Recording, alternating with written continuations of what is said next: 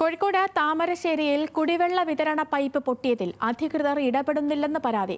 ഉദ്യോഗസ്ഥർ നടപടി സ്വീകരിക്കാത്തതിൽ പ്രതീകാത്മക സമരവുമായി നാട്ടുകാർ രംഗത്ത് വന്നു.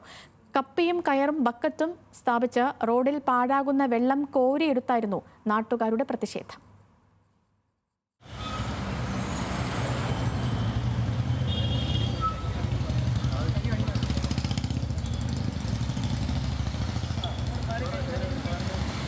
ദേശീയപാതയോരത്ത് ചുങ്കം മുതൽ കാരാടി വരെ 5 ഇടങ്ങളിലാണ് പൈപ്പ് പൊട്ടി വെള്ളം പാഴാകുന്നത്. ഫുട്പാത്ത് നവീകരണത്തിന്റെ ഭാഗമായി ദേശീയപാതയിൽ രൂപപ്പെട്ട കുഴിയിൽ വാട്ടർ അതോറിറ്റിയുടെ പൈപ്പ് ലൈൻ പൊട്ടിയതാണ് ഇതിന് കാരണം. മാസങ്ങളായുള്ള അവസ്ഥയാണിത്.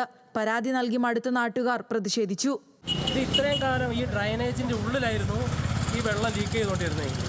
ഇപ്പോൾ പഞ്ചായത്തിൻ്റെ ഈ ഡ്രൈനേജ് പുതുക്കി പണിയുകയും അതിനുശേഷമാണ് ഇതിപ്പോൾ നമ്മളെ പൊതുജനങ്ങൾ കാണുന്ന രീതിയിൽ പുറത്ത് വന്നത്.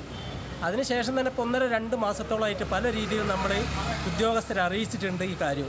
ഇതുവരെ അനാസ്ഥ ഉദ്യോഗസ്ഥരുടെ കയ്യിലുള്ള തീർത്തും 100% ഉദ്യോഗസ്ഥ അനാസ്ഥ കാരണമാണ് ഈ ഒരു പദ്ധതി, ഈ ഒരു വെള്ളം ദിവസം ആയിരക്കണക്കിന് ലിറ്റർ വെള്ളമാണ് ഡ്രൈനേജിനുള്ളിൽ കൂടെ പാഴായി പോകുന്നത്. ഒന്നുമില്ലെങ്കിൽ ഒരു ടാപ്പെങ്കിലും ഇട്ട് ഒരു എൻഡ് ക്യാപ്പ് ഇട്ടാൽ ഇപ്പോൾ തീരുന്ന പ്രശ്നമുള്ളൂ. താൽക്കാലമായിട്ട് ഇതിങ്ങനെ ഒഴുകിക്കൊണ്ടിരിക്കുകയാണ്. റോഡ് മുഴുവനും ഇത് പോയിക്കാണ്. ഇനിയിപ്പോൾ അടുത്ത റോഡ് വീതി കൂട്ടുന്ന സമയത്താണ് ഇതിന് ഒരു തീരുമാനം ഉണ്ടാകുന്നത് തോന്നുന്നു. അതുവരെ ഈ ഒരു അവസ്ഥയിലായിരിക്കും കാര്യങ്ങൾ നീങ്ങുന്നത്.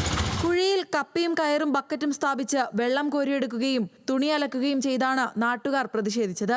വാട്ടർ അതോറിറ്റിയും ദേശീയപാതാ വിഭാഗവും തുടരുന്ന നിസ്സംഗതയ്ക്കുള്ള മറുപടിയാണ് സമരമെന്ന് പ്രദേശവാസികൾ വ്യക്തമാക്കി. ന്യൂസ് മലയാളം, കോഴിക്കോട്.